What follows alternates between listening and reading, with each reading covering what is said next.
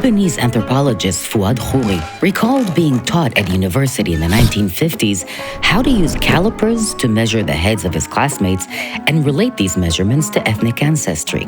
As he explained humorously, he became famous in his dorm as an expert on origins, using fingers rather than calipers to measure his classmates' heads and pronounce their supposed identities.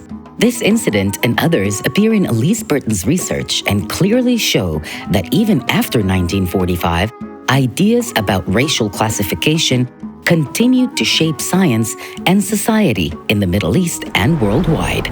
Elise Burton is an assistant professor at the University of Toronto. She's a historian of the life sciences in the modern Middle East. In her research, she tries to understand how new sciences like genetics and biomedicine were connected with the formation of racial, ethnic, and national identities. I think studying the interactions and motivations of people in the past is particularly important in the history of science, because many of us might assume that science is simply the accumulation of facts that are just out there in the natural world waiting to be discovered. But in reality, science is a complex and contingent process. It involves people working within all kinds of intellectual, political, and economic constraints.